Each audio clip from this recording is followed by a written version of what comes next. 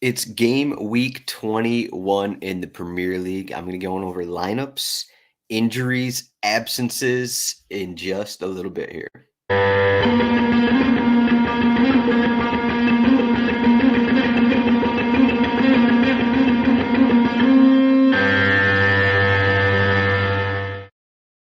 So we've had a bit of a break. This is Adam Zdroik here, rotowire.com/soccer trial.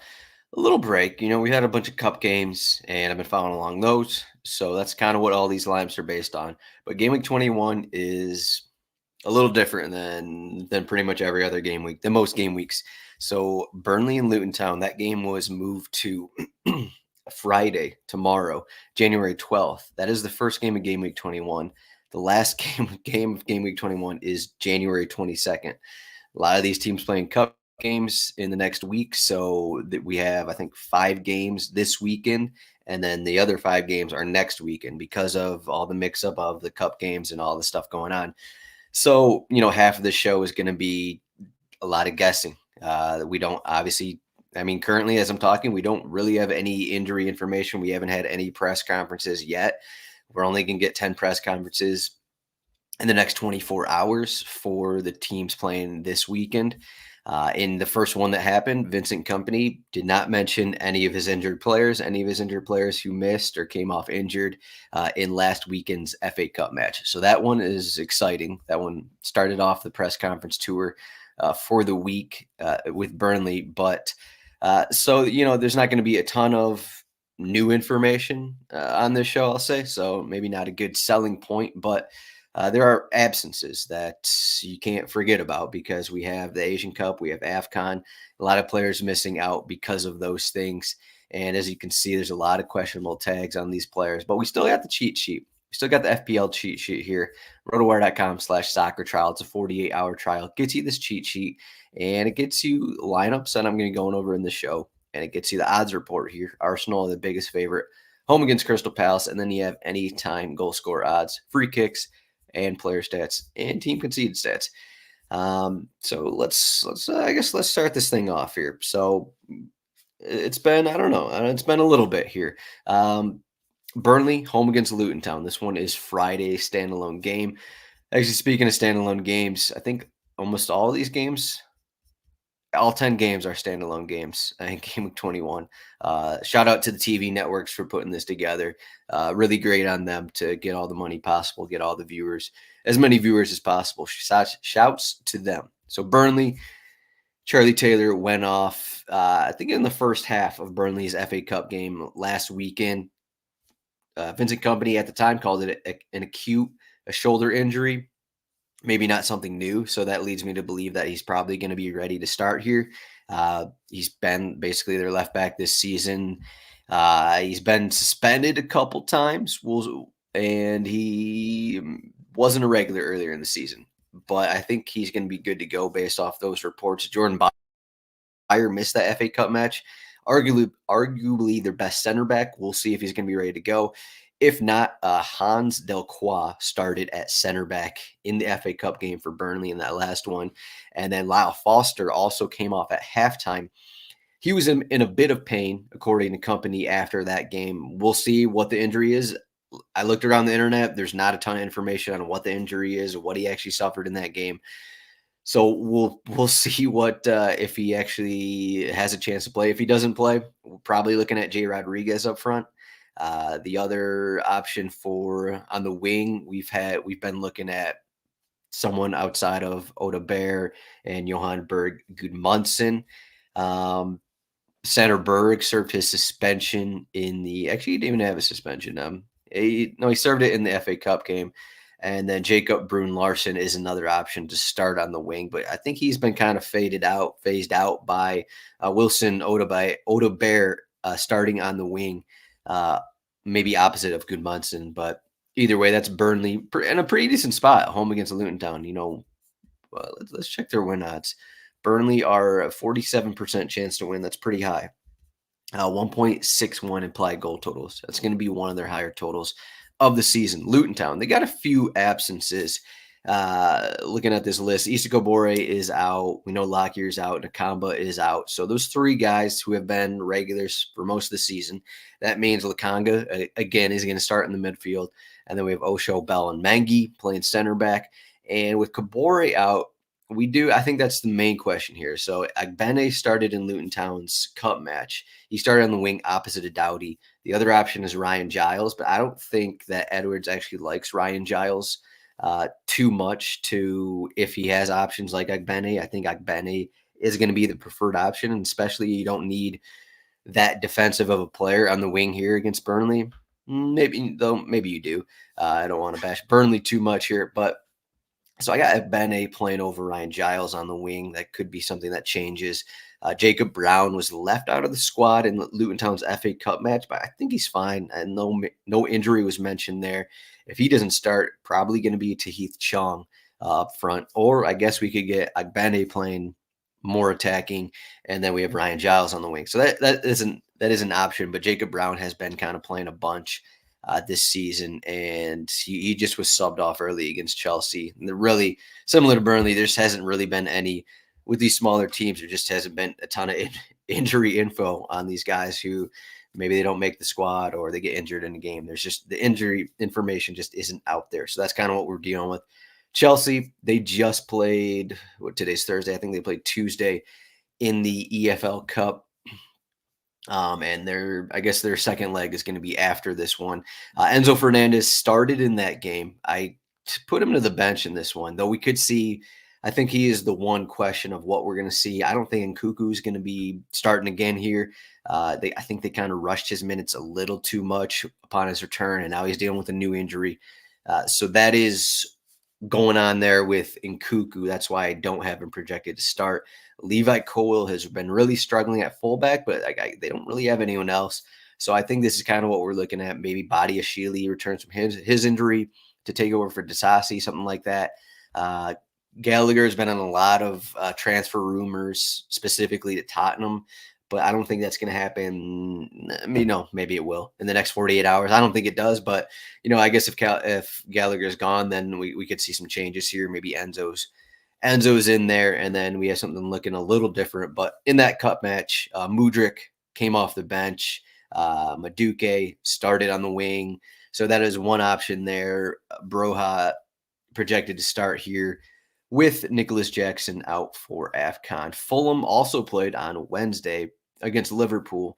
Tim Ream was on the bench for that one. So he's been out for a little bit more than a month. I got Tim Ream back in. So I was watching that Liverpool game, and I know Issa Diop made some mistakes, but Tosin Adebayo, I think, made a few more mistakes. He was making Calvin Bassey-like mistakes. He was passing it to Liverpool, giving them breakaways. So I think if Tim Ream's ready, he's going to be back in the starting 11 for this one. So I got him here next to Issa Diop. And then you still have pretty much all the regulars. Harrison Reed, I moved him to the bench. He started, I think he went about 82 minutes on Wednesday. So that's Tom Kearney back in there.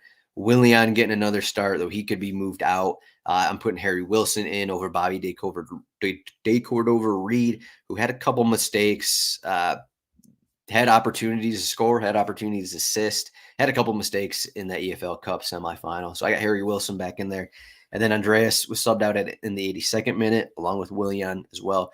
Raul Jimenez is back, and he's better than he was early in the season. I know he was getting a lot of, maybe specifically for me about his struggling play, but he has been playing better, and Fulham are a different team when he's in there. Though I also think the absence of, as you can see here, I didn't mention it, but Alex Iwobi is gone for AFCON.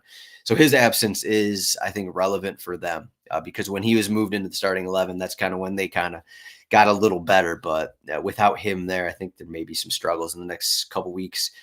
Newcastle. Their injury list is getting smaller, but there's still plenty of absences. Joelinton picked up an injury in the last game. Don't have any no new information on that, but it seems like it's a muscle issue. I believe it's in the thigh. So if he's out or if he's not ready to start, I got Lewis Miley back in the 11. He's been getting a ton of time, but he did not start in that last game. So this back line is pretty much the preferred group. So we got Dan Burn getting minutes again. Botman's getting minutes again. Trippier returned from whatever issue he had, and he started that cup match. So he's in there. So this is the preferred back four here. So I think they're going to go with that. against Manchester City. And then Callum Wilson isn't ready. So Anthony Gordon and Almiron on the wings. I know we saw something a little different in the last game, but just with Joelinton getting injured, I don't think they do something similar where Joelinton moves to the front three, something like that. Manchester City is the biggest question and one of the a lot of people's questions, I guess. And people are going to be like, why aren't you starting De Bruyne? Why aren't you starting Doku? Well, after this game, Manchester City have a 2-week break. So wouldn't you want De Bruyne after surgery, 4 or 5 months out? Maybe he comes off. Maybe he comes off the bench 45 minutes right after halftime. Same with Doku for Grealish, something like that. I know they played, I don't know, 35, 40 minutes in the last game last weekend, but they're going to get minutes in this game. Then you're going to give them 2 weeks. I think they're going to go. A lot of these teams are down south, somewhere, Saudi Arabia, something, warm training sessions kind of a thing. You don't want to rush these guys back. We've seen a lot of times, just like even a guy like Nkuku I just mentioned, was out for 3-4 months with a muscle injury. Played him too much, picked up a new injury because some of his muscles were accounting for, you know how it works. I just don't like rushing players back, especially when De Bruyne. There's many times last season where he's playing with a bad hamstring, and then he finally snapped in the Champions League final. So we'll see with Erling Haaland again. He didn't return in last weekend's game, so I doubt he starts in this one. We do still have some question marks there, but maybe they look like this. Maybe Haaland returns to 11, and then that changes things up. Maybe De Bruyne's returns to 11. Maybe Doku returns to 11. That's all possible. The Kovacic, I'm not a huge fan of Kovacic here in this midfield, but he did start their last game. It could be Nunez in there. I don't think it's going to be Rico Lewis. He kind of moved out of there in recent games where Nunez and Kovacic were getting starts. So when Haaland doesn't start, they go with more of this 4-2-3-1. If Haaland starts, then it's the 3-2-4-1 kind of thing. So that's what I got for Manchester City. Again, I'm saying with a lot of these, we can't project what Pep's going to do here. Some people will have Doku and De Bruyne in their starting 11, and maybe they start. But if both those guys start, I can't see either one of them getting more than 70 minutes because I think it'd be a mistake here, especially when you have options who can score, options who are plenty fine in the starting 11. Everton home against Aston Villa. Another team with some absences here. Idrissa Gueye is out. He is at AFCON.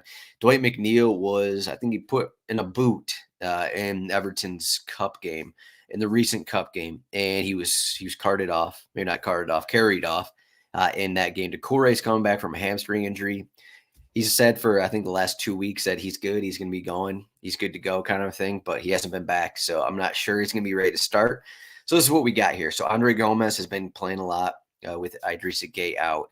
Danjuma, I got him playing on the left wing. He actually started on the left wing in Everton's last cup match.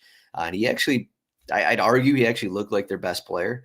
And they went towards him a lot, considering, I'm going to click on his profile, considering a guy who just hasn't played very much this season. Someone wrote that he was poor in the cup, though. Again, they didn't watch the match. He was their best player in that game. James Garner in that attacking role. Dominic Calvert-Lewin had his red card rescinded, so he's in there for Beto. And that's kind of what we're looking at here. Seamus Coleman, we'll see how many starts he can get, but the last game they played was about a week ago. So I think that Seamus Coleman is going to be fine here. He's the preferred option at right back over Nathan Patterson. So as long as he's good to go, and it's not a short week, Seamus Coleman will be in there. Aston Villa, there's always a few players that can be in here. Jacob Ramsey specifically, he would be on the wing for one of these guys. Maybe he takes a spot of Moussa Diaby, and then Leon Bailey moves closer up front. Pau Torres, I got him in here. If he's not ready to return from his injury, Clement Lenglet will be in there. I don't think Luca Digne is back from his injury, so we're going to get another start for Alex Moreno at left back, and that could continue even when Digne returns. But this is kind of what we're Kamara, Luis in the midfield. We know McGinn's going to be in there. We know Watkins is going to be in there. Then we have a couple questions. Manchester United, I guess the big question here is Andre Onana.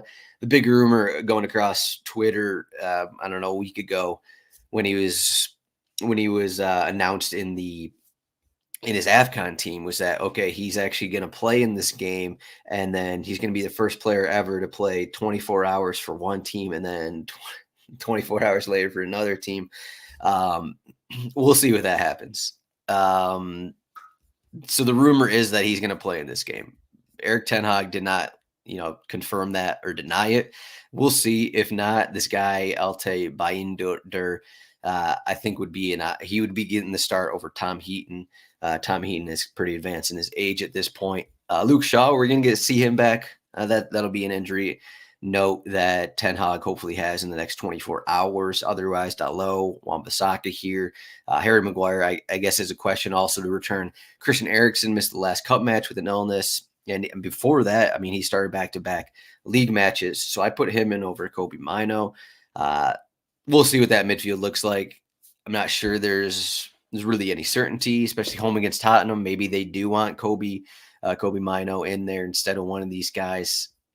I do know McTominay plays a little more forward, so maybe you don't want McTominay and Eriksen playing together in the midfield.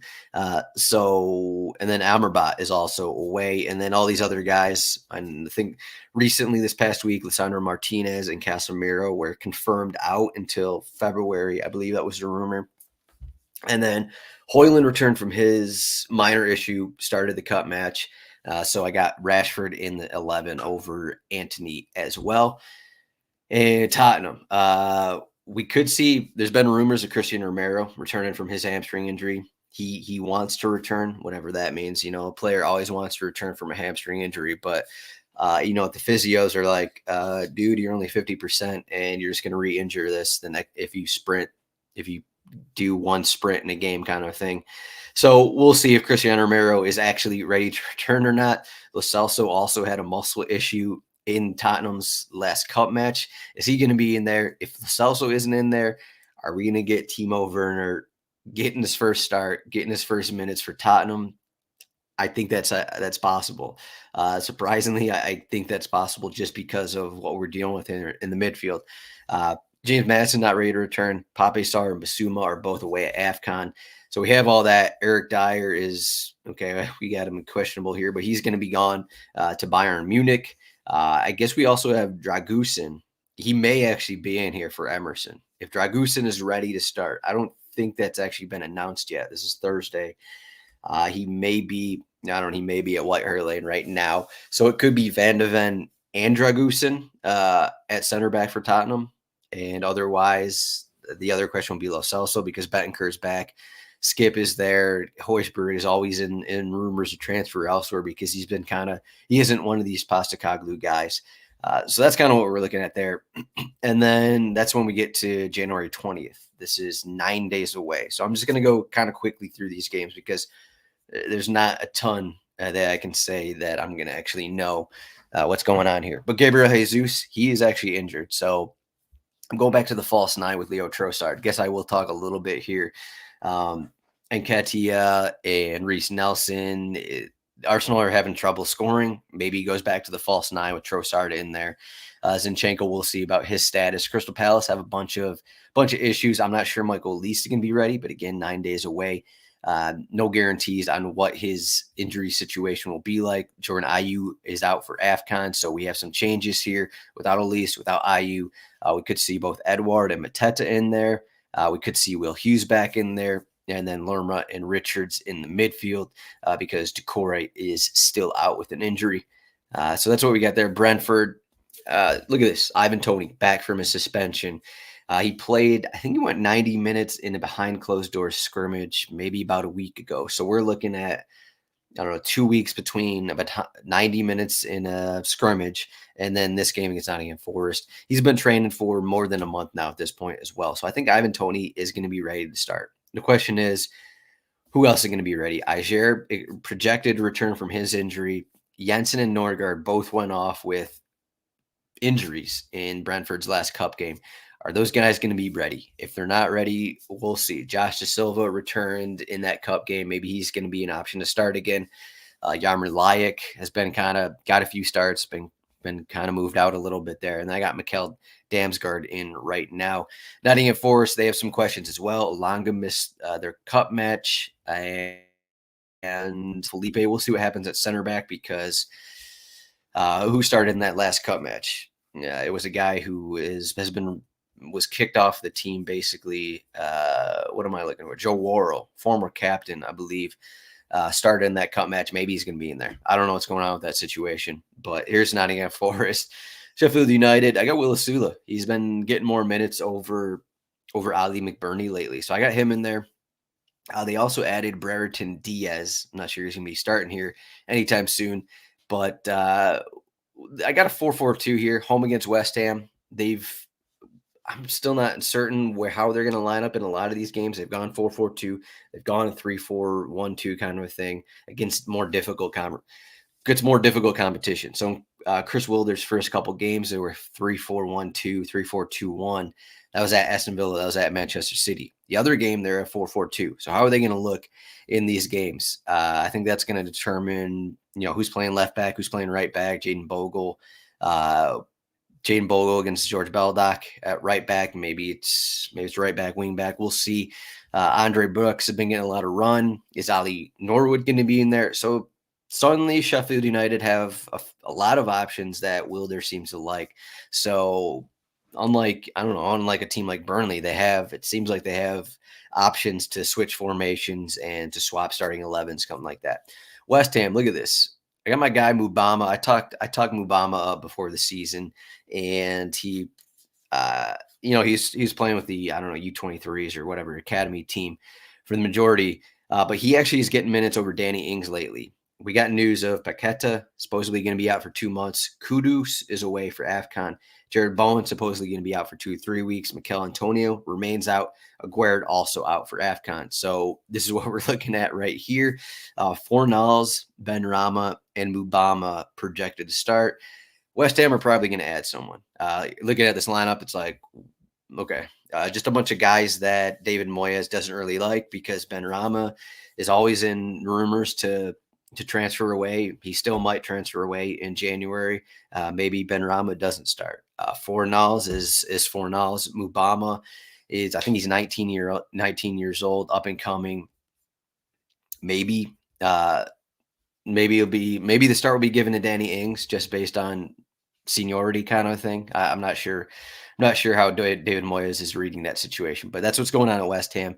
Bournemouth, I think Adam Smith is fine with his issue. Max Aaron's returned from his injury, I think 1 or 2 weeks ago. Solanke's going to be fine. We don't have to worry about that. Lloyd Kelly isn't a lot of rumors to transfer away, but he is returning from an injury of his own.